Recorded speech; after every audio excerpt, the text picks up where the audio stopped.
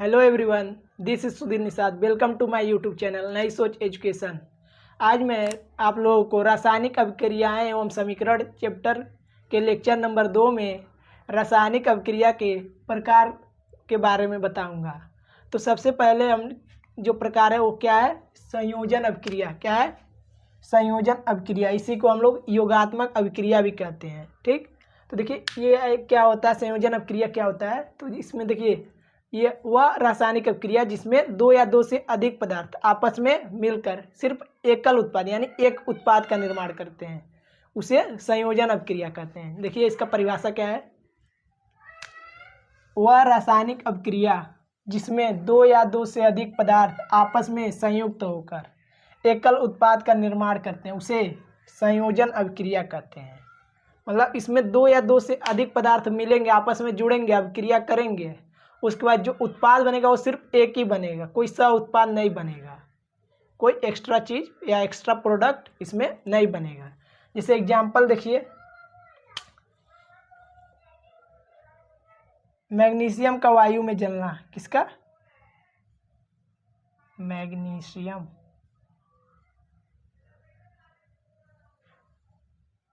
का वायु में जलना। तो देखिए मैग्नीशियम का वायु में जलना यानी मैग्नीशियम का किसके साथ क्रिया? O2 के साथ क्रिया। तो क्या बनेगा? Magnesium oxide. अब देखिए इसको बैलेंस करेंगे हम लोग। मैग्नीशियम कितनी बार है? एक बार। निकला कितनी बार है? एक बार। ठीक, ये बैलेंस है। लेकिन देखिए ऑक्सीजन कितनी बार है? दो बार। निकला कितनी बार है? एक बार। तो ऑक्सीजन क्या है? बैलेंस नहीं है। यहाँ पर दो बार है, यहाँ पर एक बार। तो यहाँ पर किससे गुणा करेंगे? दो से। देखिए ऑक्सीजन कितनी बार है? दो बार। निकला भी कितनी बार है? दो बार। ठीक, मैग्नीशियम यहाँ पर कितना बार निकल गया? दो बार। यहाँ पर मैग्नीशियम एक बार। तो यहाँ पर भी दो से गुणा कर देंगे। तो ये जो क्रिया है क्या हो जाएगी? बैलेंस हो जाएगी। ठीक, जैसे उदाहरण देखिए, एक उदाहरण दो। जैसे आप लोग अमोनिया गैस का क्रिया हाइड्रोक्लोरिक अम्ल के साथ कराते हैं, HCl के साथ। किसके साथ? HCl के साथ। तो क्या बनेगा? Ammonium chloride. क्या बनेगा? Ammonium chloride NH4Cl। देखिए दो, इसमें दो या दो पदार्थ जुड़ रहे हैं, लेकिन उत्पाद कितना बन रहा है? सिर्फ एक बन रहा है। यहाँ पर भी देखिए दो पदार्थ जुड़ रहे हैं, लेकिन उत्पाद क्या बन रहा है? सिर्फ एक ही बन रहा है, एकल उत्पाद बनेगा। एक से अधिक उत्पाद इसमें नहीं बनता है। उसी को क्या कहते हैं? संयोजन अभिक्रिया। अब चलिए ये दूसरे प्रकार को देखते हैं। तो देखिए रासायनिक अभिक्रिया का दूसरा प्रकार क्या है? अपघटन अभिक्रिया। क्या है? अपघटन अभिक्रिया। देखिए अपघटन अभिक्रिया क्या होता है? वह रासायनिक अभिक्रिया जिसमें यौगिक बाह्य कारकों के प्रभाव यानी जो बाहरी कारक होते हैं उसके प्रभाव से अपने अवयवी तत्वों में टूट जाता है या अपघटित हो जाता है, उसी को अपघटन अभिक्रिया कहते हैं। जैसे देखिए यहाँ पर इसका परिभाषा देखते हैं। देखिए क्या है?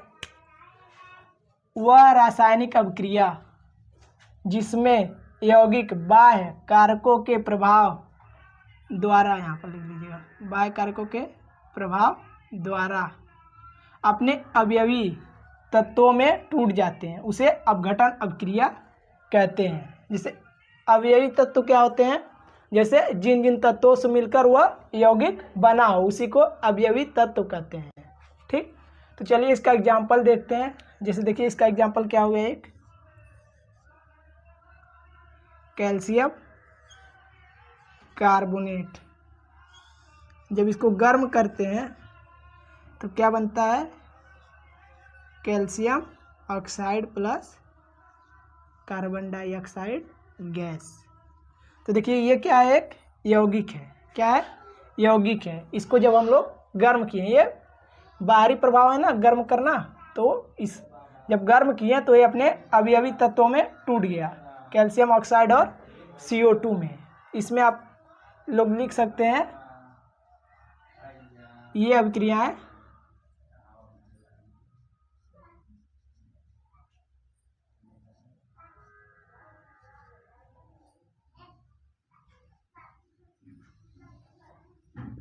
विद्युत एवं ऊष्मा द्वारा संपन्न होती हैं।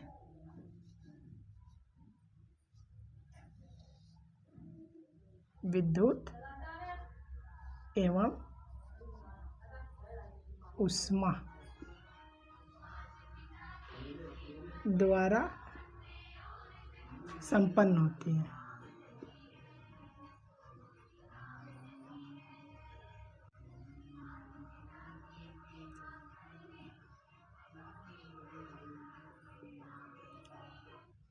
ठीक, तो देखिए इसका एक बाहरी कारक क्या हो गया, ऊष्मा यानी गर्म करना। तो इसको गर्म किए तो क्या किस में टूट गया, कैल्शियम ऑक्साइड और कार्बन डाइऑक्साइड गैस में। ठीक, अब देखिए इसके दूसरे उदाहरण को देखते हैं यहाँ पर। दूसरा उदाहरण जैसे मान लीजिए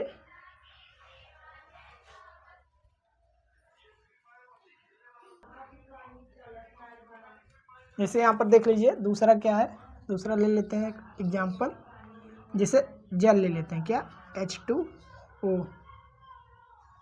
इसमें क्या कराएंगे, विद्युत अपघटन कराएंगे। जल में क्या प्रभावित करेंगे, विद्युत अपघटन।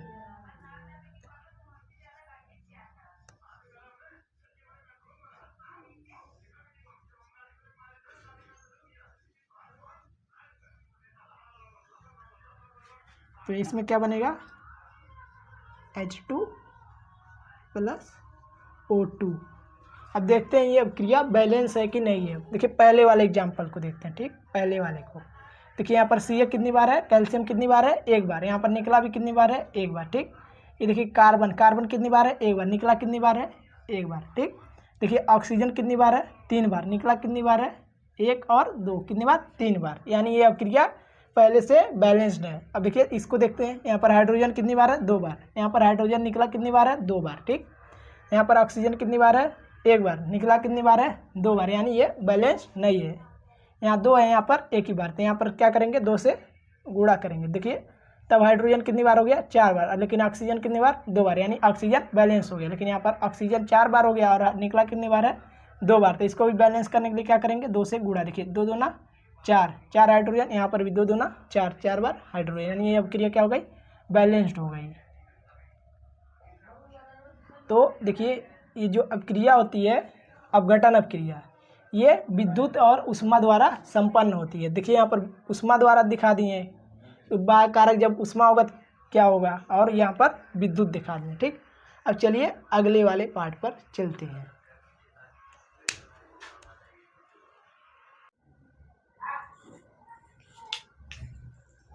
अब चलिए अपघटन अपक्रिया के प्रकार को देखते हैं। देखिए क्या है, अपघटन अपक्रिया कितने प्रकार से होता है, 3 प्रकार से। पहला ऊष्मीय अपघटन, दूसरा प्रकाश अपघटन और तीसरा विद्युत अपघटन। यानी ये तीनों क्या है, बाह्य कारक हैं। यानी इनकी उपस्थिति में जो अपघटन होगा उसे अपघटन कर, जैसे ऊष्मा की उपस्थिति में जो अपघटन होगा उसे ऊष्मीय अपघटन कहेंगे। जो प्रकाश की उपस्थिति में होगा प्रकाश अपघटन, और जो विद्युत की उपस्थिति में होगा उसे विद्युत अपघटन। तो चलिए इसके पहले सबसे पहले ऊष्मीय अपघटन के बारे में जानते हैं। तो देखिए ऊष्मीय अपघटन क्या होता है, तो जिसमें जिसे देखिए क्या कहते हैं इसको, वह रासायनिक अभिक्रिया है जिसमें पदार्थ ऊष्मा के द्वारा 2 या 2 से अधिक पदार्थों में अपघटित हो जाते हैं या टूट जाते हैं, उसी को ऊष्मीय अपघटन कहते हैं। जैसे उदाहरण देखिए, इसका एग्जाम्पल क्या है, उदाहरण देखिए, जैसे कैल्शियम कार्बोनेट। ठीक, उदाहरण फर्स्ट कैल्शियम कार्बोनेट, इसको क्या करेंगे, गर्म करेंगे। तो क्या बनेगा, कैल्शियम ऑक्साइड और कार्बन डाई ऑक्साइड। ठीक, दूसरा एग्जाम्पल देखिए क्या होगा,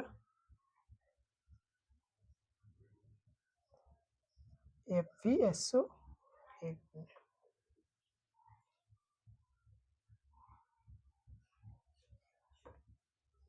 FeSO4, इसको क्या करेंगे, गर्म करेंगे। तो क्या बनेगा, Fe2O3 प्लस SO2, ये क्या है, गैस। ठीक, उसके बाद क्या बनेगा, SO3 3 गैस।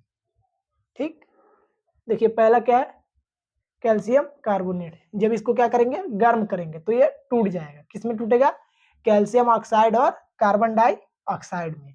दूसरा एग्जांपल देखिए, जैसे FeSO4, इसको जब गर्म करेंगे तो क्या बनेगा, Fe2O3 और SO2 गैस निकलेगी और SO3 गैस निकलेगी। ठीक, अब चलिए प्रकाश अपघटन को देखते हैं। तो प्रकाश अपघटन का उदाहरण देखते हैं।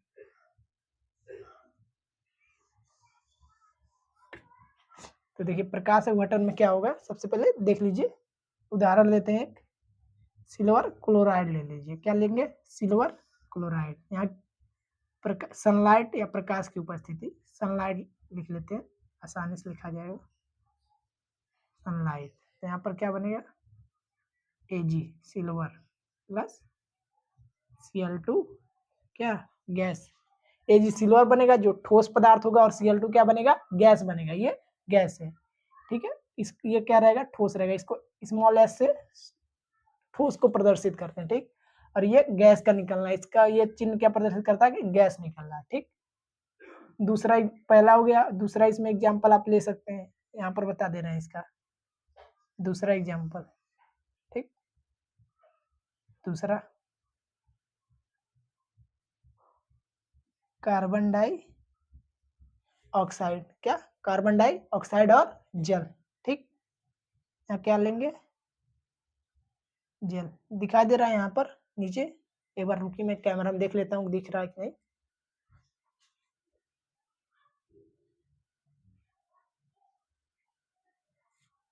नीचे दिख नहीं रहा है, एक सेकेंड,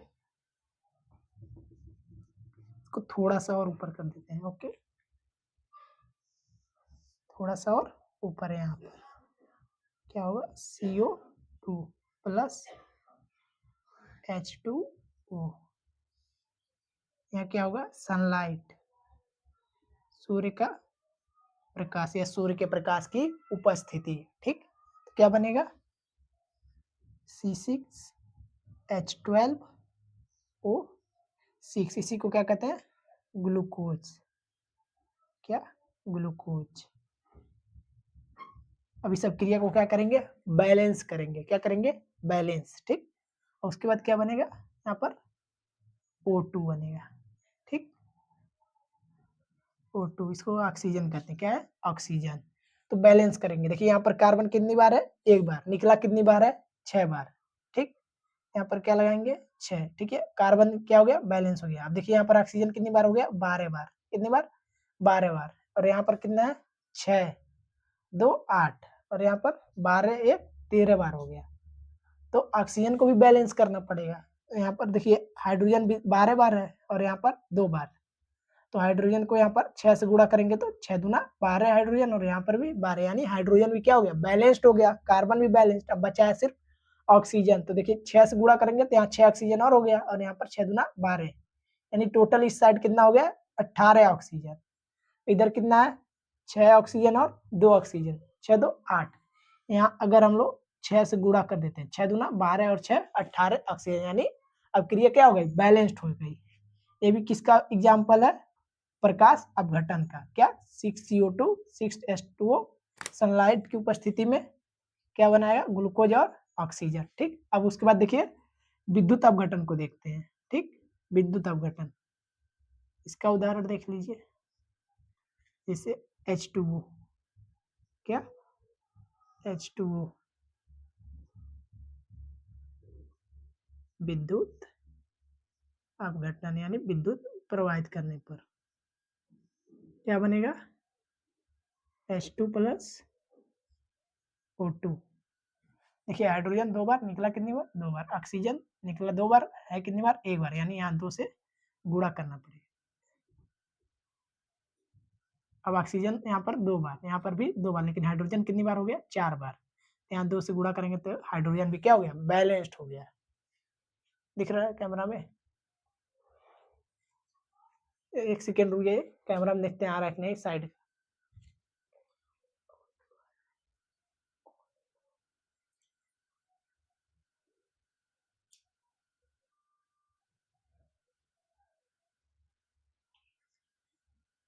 एक मिनट रुकिए, लाइट का रिफ्लेक्शन आ रहा है, इसको लाइट को ऑफ कर देते हैं। देखिए आप, सही हो गया एकदम परफेक्ट। ओके, तो ये क्या है, O2, यानी ये बैलेंस्ड हो गया। इसका दूसरा एग्जांपल देख लीजिए, ये क्या हो गया, पहला एग्जांपल। अब क्या करते हैं, दूसरे एग्जांपल को देखते हैं। ठीक, यहाँ पर जैसे ले लिए KCl, यहाँ पर क्या कराएंगे, विद्युत अपघटन। क्या कराएंगे, विद्युत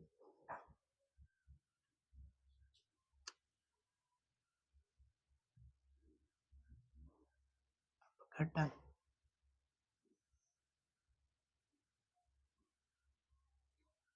तो देखिए यहाँ पर क्या हो रहा है, विद्युत अपघटन हो रहा है। अब देखिए यहाँ पर क्या बनता है, पोटेशियम और Cl2 गैस, ये सब क्या है, गैस यानी उड़ जाएंगे। ये क्या है, ये पोटेशियम, ये ठोस अवस्था में रहेगा। किस में अवस्था में रहेगा, ठोस, S small S, solid, solid का चिन्ह। ठीक, तो देखिए उस इसको एक बार रिवीजन कर लेते हैं। क्या है, उष्मीय अपघटन, वह रासायनिक अपक्रिया जिसमें यौगिक यौगिक उष्मा के प्रभाव द्वारा दो या दो से अधिक अवयवी तत्वों में या पदार्थों में टूट जाता है, उसे उष्मीय अपघटन कहते हैं। उसके बाद क्या है, प्रकाश अपघटन, वह रासायनिक अपक्रिया जिसमें यौगिक प्रकाश के प्रभाव द्वारा दो या दो से अधिक तत्वों या पदार्थों में अपघटित हो जाता है, उसे प्रकाश अपघटन कहते हैं। उसके बाद क्या है, विद्युत अपघटन, वह रासायनिक अपक्रिया जिसमें यौगिक विद्युत के प्रभाव द्वारा दो या दो से अधिक पदार्थों में अपघटित हो जाता है, उसे क्या कहते हैं, विद्युत अपघटन कहते हैं। एग्जाम्पल आपने देख लिया, समझ में आ गया होगा कि कैसे होगा। अब चलिए इसके अगले टॉपिक पर चलते हैं। तो देखिए सक्रियता श्रेणी होती क्या है, तत्वों को उनकी क्रियाशीलता के आधार पर घटते हुए क्रम में व्यवस्थित करने पर प्राप्त श्रेणी सक्रियता श्रेणी कहलाती है। यानी जो तत्वों की क्रियाशीलता होती है उनके घटते हुए क्रम में व्यवस्थित किया जाता है, उसी को सक्रियता श्रेणी कहते हैं। इसका परिभाषा क्या आ गया, तत्वों को उनकी क्रियाशीलता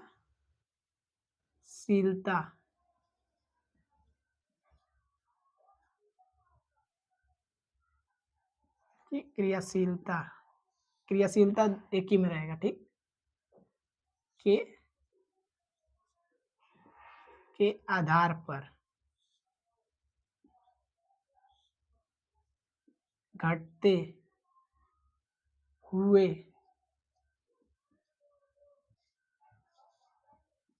क्रम में व्यवस्थित करने पर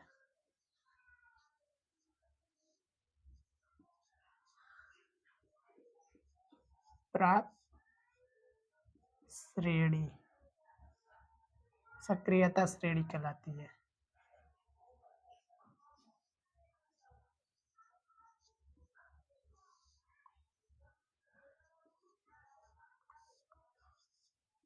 कहलाती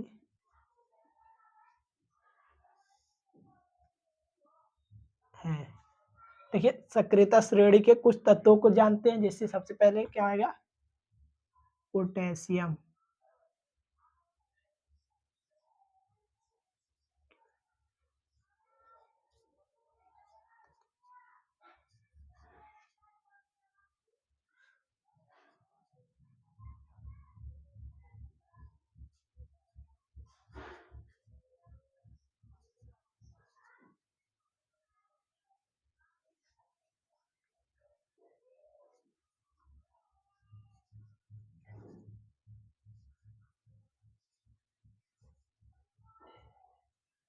देखिए ये सब क्या है, सक्रियता श्रेणी के तत्व हैं। ठीक, एक बार इनको कंफर्म करते मिला लेते हैं।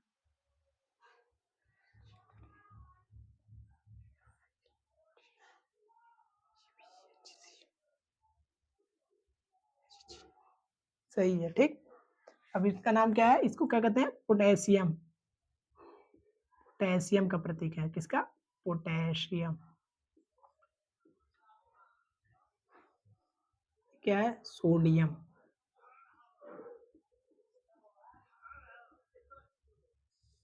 ये क्या है, कैल्शियम।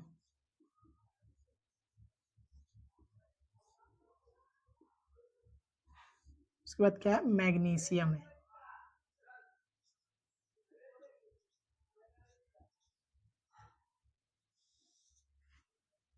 एल्यूमिनियम,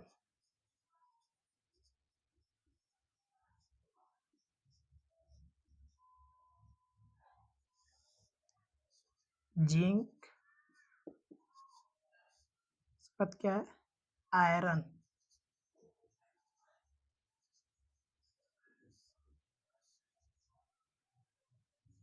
ये लेड।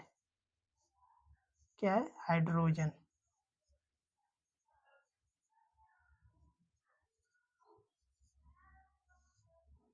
कॉपर। क्या है, मरकरी।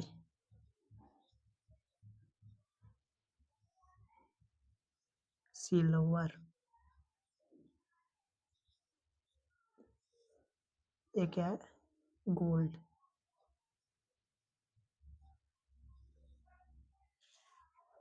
तो ये क्या है, घटते हुए क्रम में, ठीक। कैसे क्रम में, घटते हुए क्रम में। ऊपर क्या होगा, सबसे अधिक क्रियाशील, ठीक। सबसे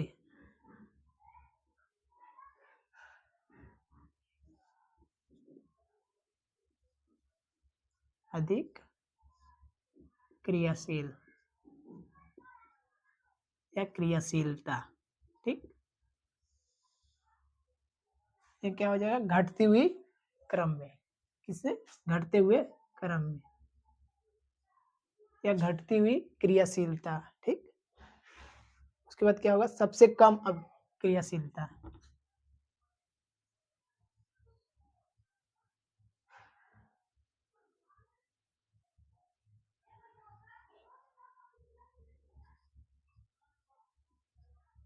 घट रहा है ना, नीचे की तरफ घट रहा है क्रियाशीलता।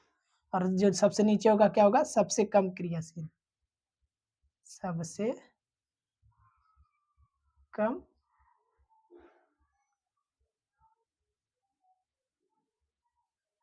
क्रियाशीलता, ठीक। अब देखिए इसका ट्रिक क्या है, याद करने का ट्रिक क्या है, तो इसको याद करने के ट्रिक के बारे में भी जानेंगे, ठीक। देखिए ट्रिक यहाँ पे लिखने जा रहे हैं। सबसे पहले पोटेशियम के लिए, ठीक।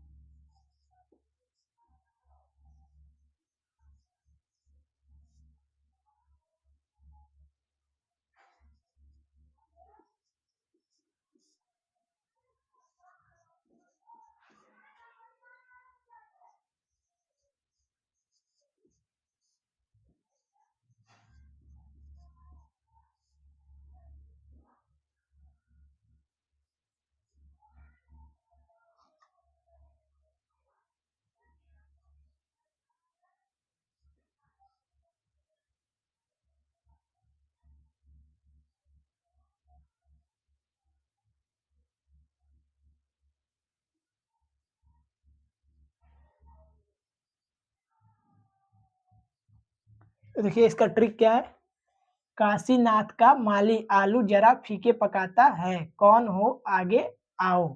देखिए का से पोटेशियम, का से के पोटेशियम, ना से Na सोडियम, ठीक। उसके बाद क्या है, देखिए का यानी Ca कैल्शियम, क्या Ca कैल्शियम। उसके बाद देखिए क्या, माली Mg, क्या Mg मैग्नीशियम। माली से क्या याद रखना है, मैग्नीशियम, ठीक। आलू से क्या याद रखना है, Al, क्या Al एल्यूमिनियम। जरा से क्या याद रखना है, जिंक, क्या जिंक Zn। फीके मतलब Pb, सॉरी फीके मतलब Fe आयरन। फीके से क्या याद रखना है, आयरन Fe। पकाता से क्या याद रखना है, Pb लेड, ठीक। है से क्या रखना है याद, हाइड्रोजन H। सर कौन से, Cu कॉपर, हो से Hg मरकरी, आगे यानी Ag, देखिए ए से आ से ए और जी से गे, आगे Ag, ठीक। और आओ Au क्या, गोल्ड। तो ये क्या हो गया इसका याद करने का ट्रिक, यही क्या है, सक्रियता श्रेणी है। ये आपके बोर्ड एग्जाम में 3 से 4 नंबर में प्रश्न आता है कि सक्रियता श्रेणी क्या होती है, परिभाषित कीजिए। तो देखिए ये सक्रियता श्रेणी की क्या हो गई, परिभाषा हो गई, और ये सक्रियता श्रेणी के तत्व हो गए, ठीक। तो इसमें चलिए देखते हैं एक बार कि कौन अक्रियाशील ज्यादा है, ठीक। मैं आपको यहाँ पर 2 तत्व लिखूंगा, इसमें से आप लोगों को उसका आंसर कमेंट में देना है, ठीक। तो देखिए यहाँ पर मैं सबसे पहले लिखता हूं Mg और Zn। आप लोगों को बताना है कि कौन सबसे ज्यादा अक्रियाशील है। तो चलिए इसको जानते हैं। जैसे देखिए यहाँ पर ऊपर क्या है, अधिक अभिक्रियाशील, नीचे क्या है, कम अभिक्रियाशील, यानी ये श्रेणी क्या है, घटते हुए क्रम में, नीचे की तरफ कम अभिक्रियाशील, ऊपर की तरफ ज्यादा अभिक्रियाशील। तो देखिए Mg कहाँ है, Mg यहाँ पर है, ठीक। Zn कहाँ पर है, नीचे है, Mg क्या है, नीचे है Zn, यानी जो Zn है वो क्या है, कम अभिक्रियाशील है, यानी ये क्या होगा, कम अभिक्रियाशील।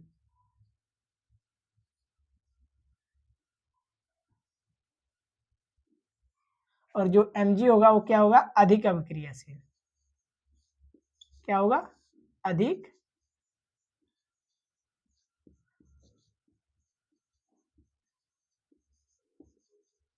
अभिक्रियाशील। जैसे उदाहरण के लिए एक बार और कोई ले लेते हैं, जैसे यहाँ पर Zn हो गया, ठीक। और यहाँ पर क्या हो जाएगा, यहाँ पर मान लीजिए Cu। अब इसमें देखिए कौन है अधिक अभिक्रियाशील और कौन कम अभिक्रियाशील। तो देखिए यहाँ पर Zn कहाँ पर है, यहाँ पर, ठीक। और Cu कहाँ पर है, यहाँ पर। Cu नीचे है, यानी ये कम अभिक्रियाशील है, और Zn ऊपर है, यानी वो Cu की तुलना में, किसकी, इसकी तुलना में क्या है, अधिक अभिक्रियाशील है। तो ये क्या होगा, अधिक अभिक्रियाशील।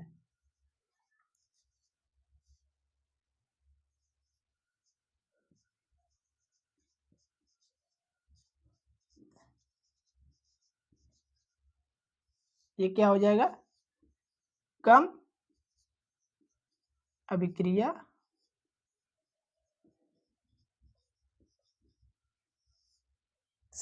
ठीक। जो ऊपर होगा वो अधिक अभिक्रियाशील होगा, जो नीचे होगा क्या होगा, कम अभिक्रियाशील। ऊपर वाला जो भी तत्व होगा वो नीचे वाले तत्व को उसके लवण के विलयन से विस्थापित कर देगा, ठीक। जैसे अगर उदाहरण के लिए, एक सेकेंड,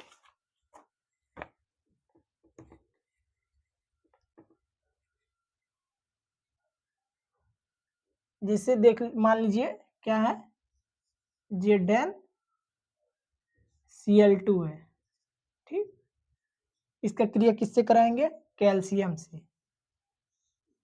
तो कैल्शियम क्या करेगा, Zn को क्या कर देगा, विस्थापित कर देगा। क्यों विस्थापित कर देगा, क्योंकि ये कैल्शियम जो है Zn से अधिक अभिक्रियाशील, यानी इसकी क्रियाशीलता Zn की तुलना में क्या है, अधिक है। यानी यहाँ पर क्या बन जाएगा, CaCl2 प्लस Zn। ये क्या कर देगा, Ca इसको विस्थापित कर देगा।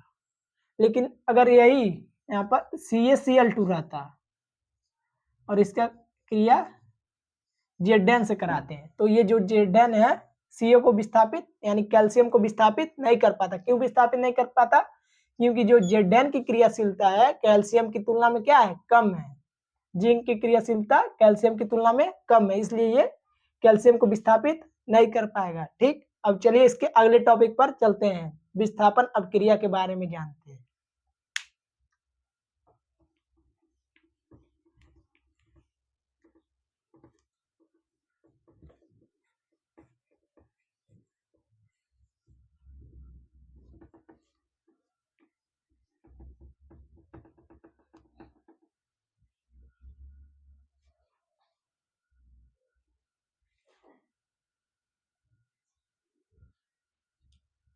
अब चलिए विस्थापन अपक्रिया के बारे में जानते हैं।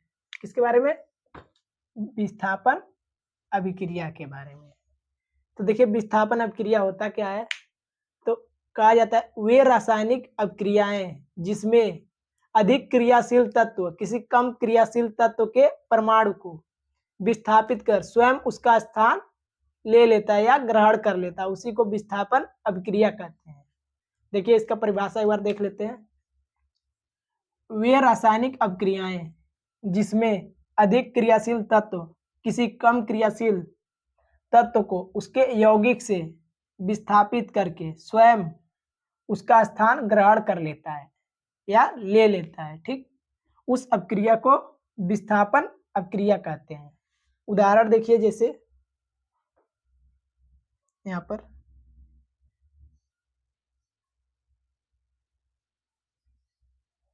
Zn प्लस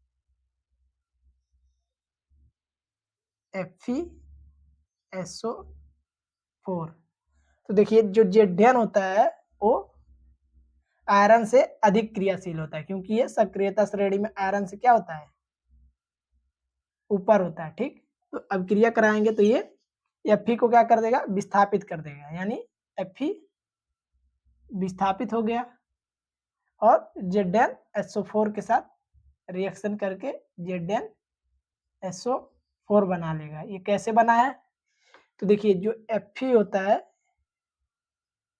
पे 2+ और SO4 पर, यहाँ इस अभिक्रिया में Fe पर 2+ है, ठीक, और SO4 पर 2- होता है और Zn पर 2+ चार्ज होता है।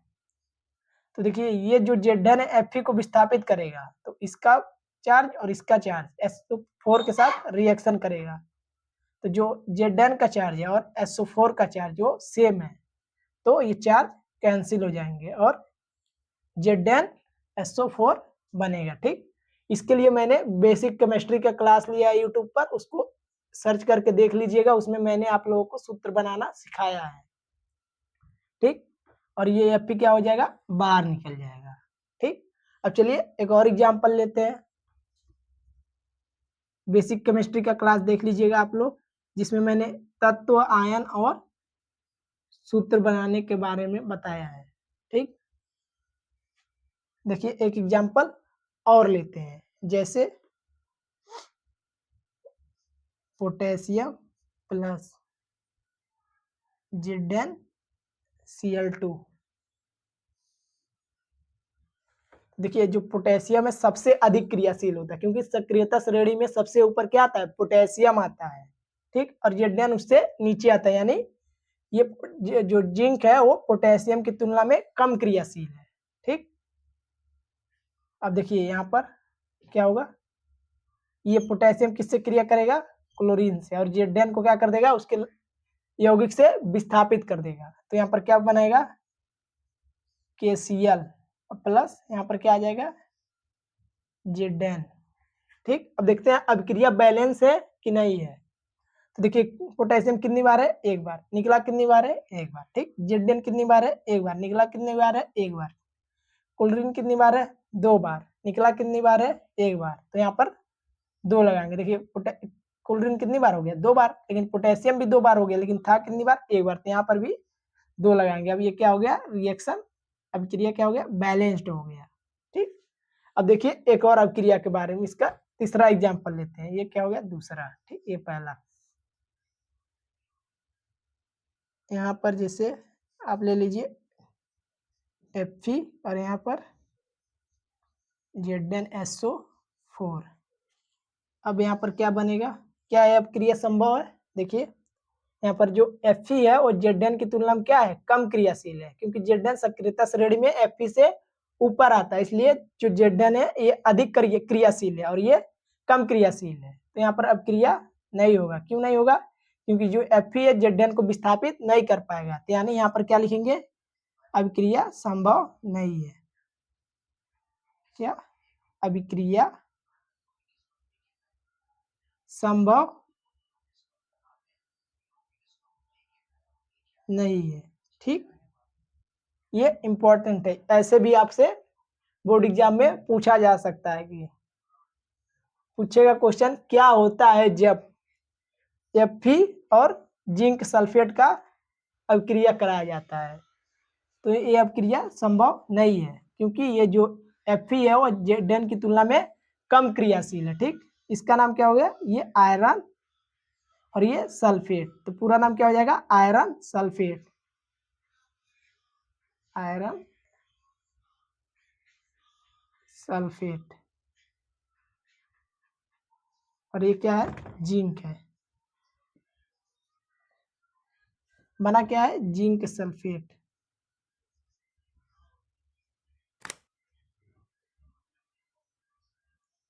ये क्या है, आयरन है। ठीक, ऐसे ही आप लोग अदर एग्जाम्पल का नामकरण कर लीजिएगा। ठीक,